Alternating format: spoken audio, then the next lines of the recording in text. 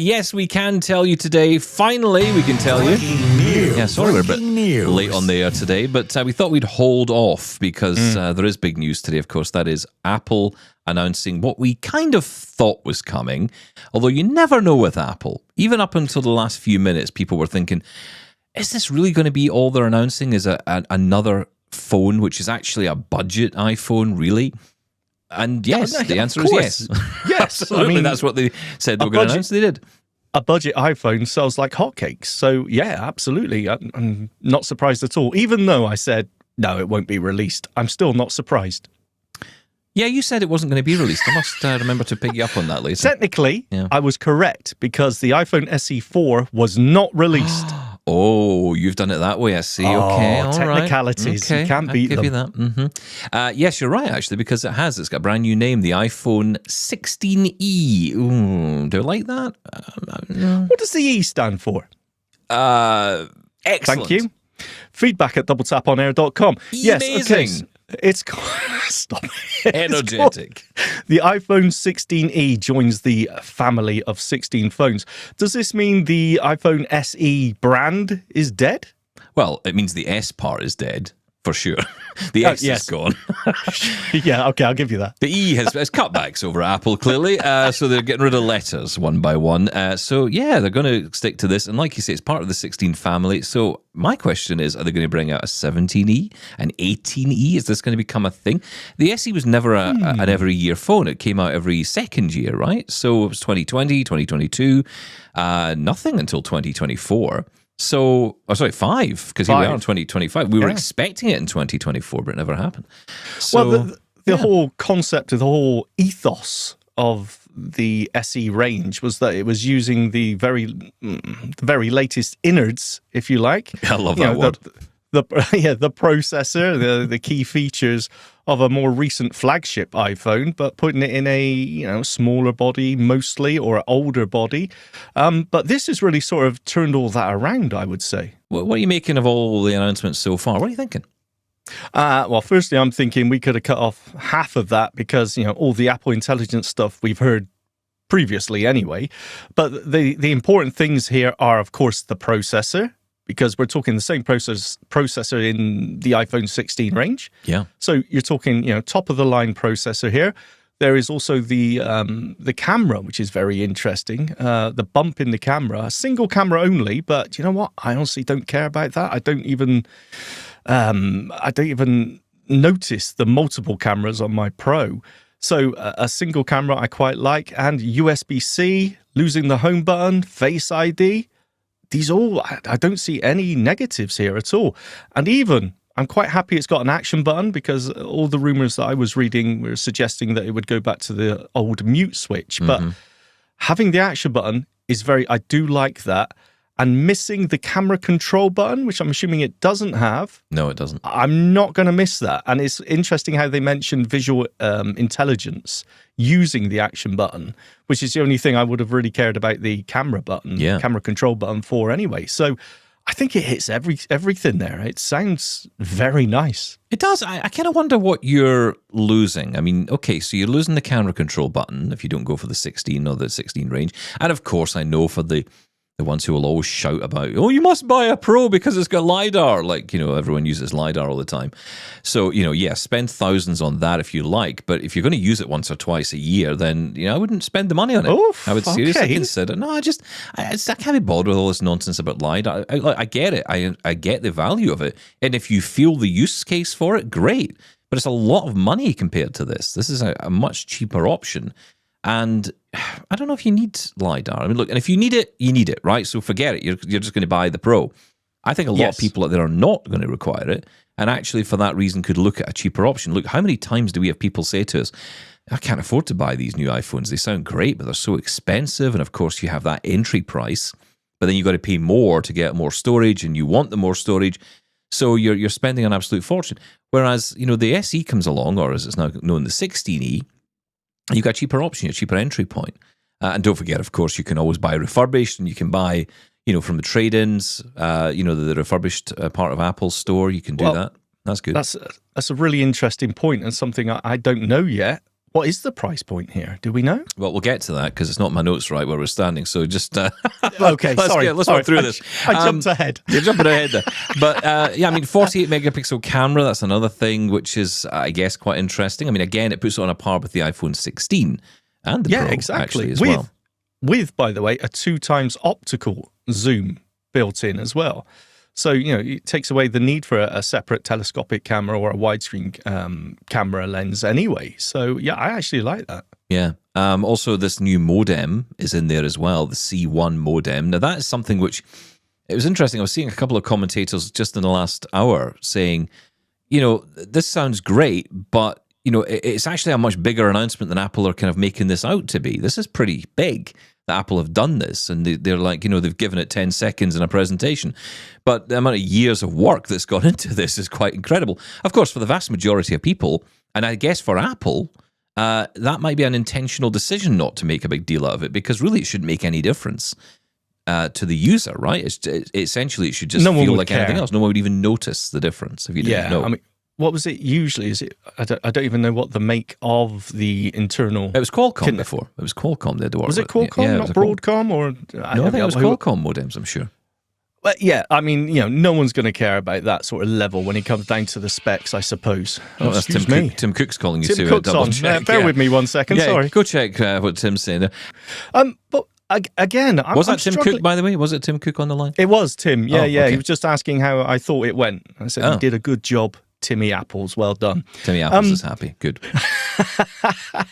I want to go back to what you said before the video there of what we're missing here. Why would anyone go for the regular 16 range over this? Do you think there's anything missing that people are going to say, this makes the decision for me? Do you think anyone will downgrade to the 16E from a 16? That's a question. I don't think you would do that. I think if you've got a 16, you'll stay where you are.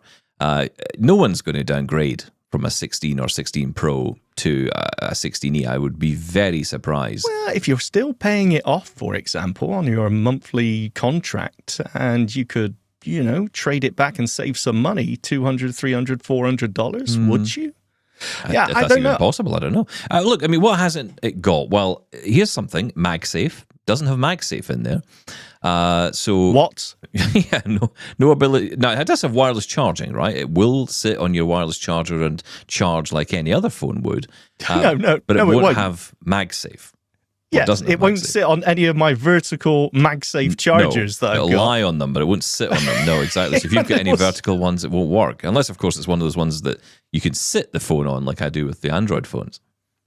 That seems a really strange omission to me, MagSafe, because, MagSafe accessories, the wallet, the chargers, the battery packs. Why would they leave that? That's just a ring of magnets baked into the back of the phone. Why on earth would they leave that out?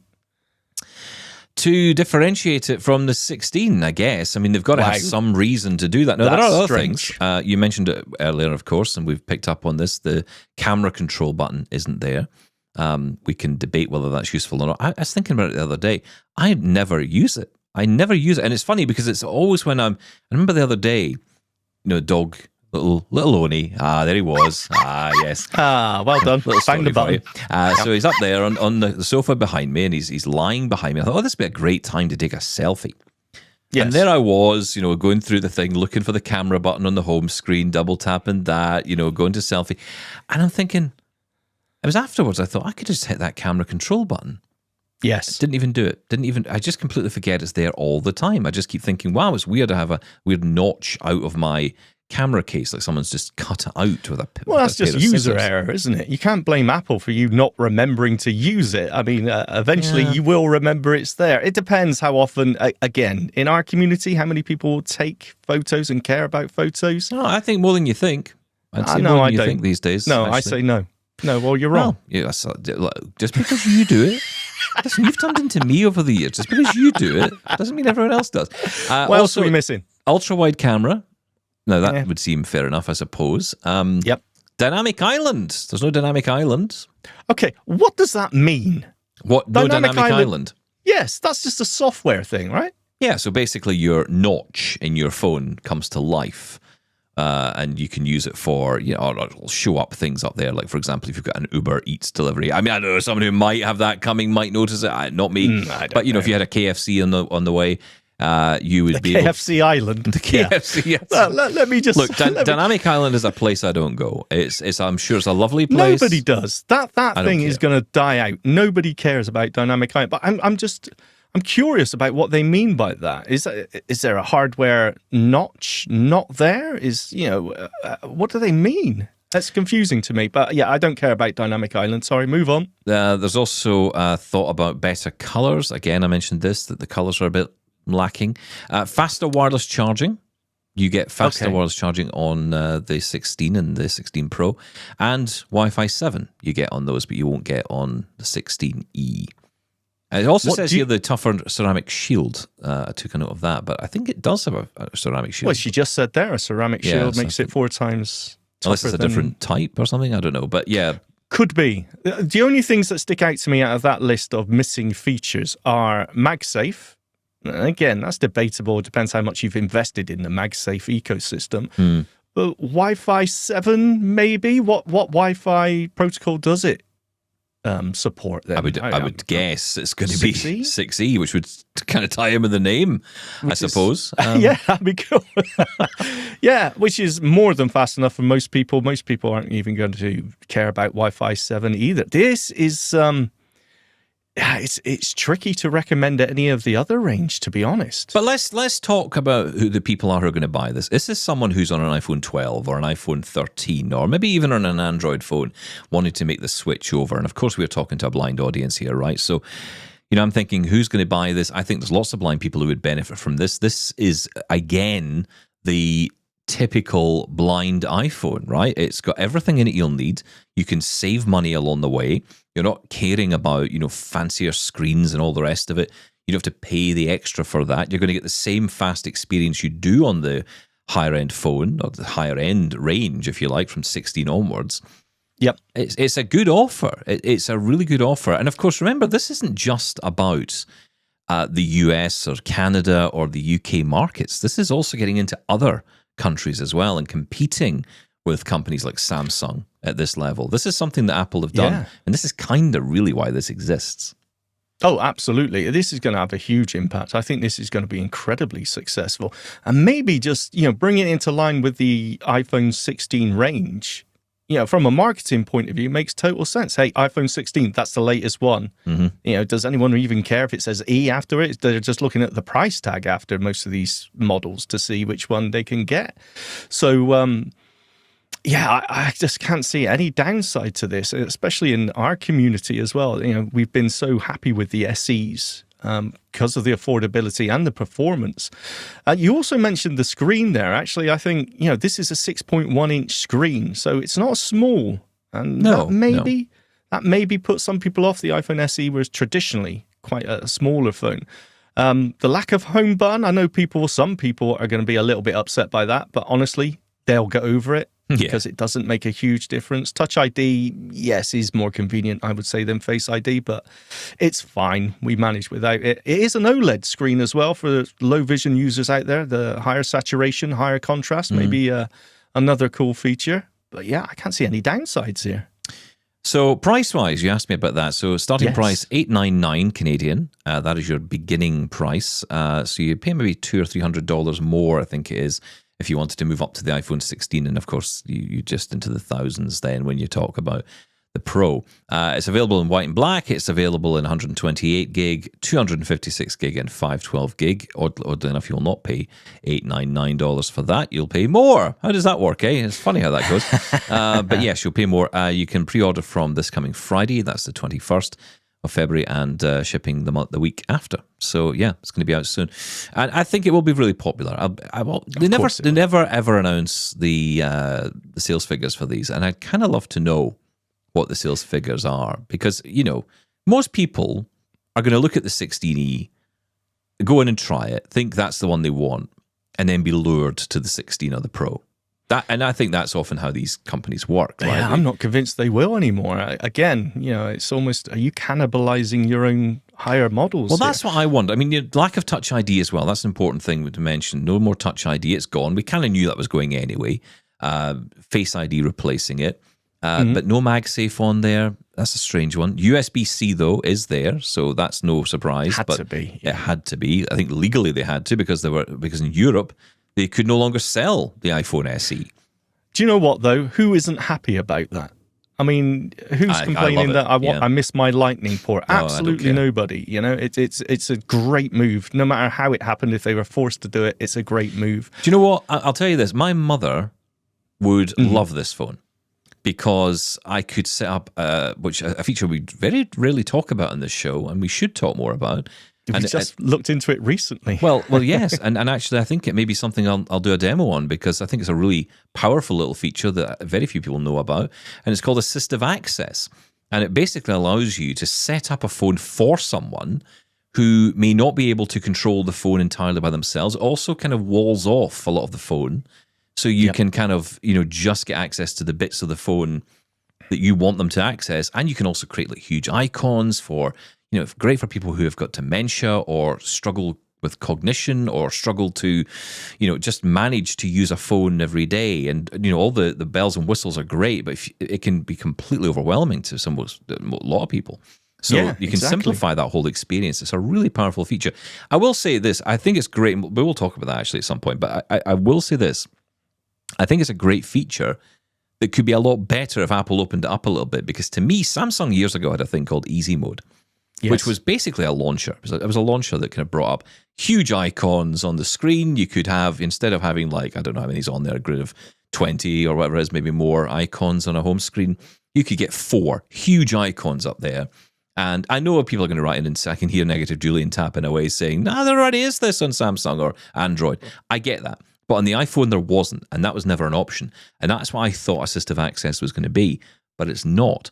And I kind of think Apple could open this up a little bit and less making it close off everything else, actually, give us the opportunity to say, look, I'm setting this up for me or I'm setting it up for someone else. And then you can sort of choose the path that you want to go. So you have the option to kind of play in your own phone. Because when I set it up at first, I couldn't access half the things on my phone.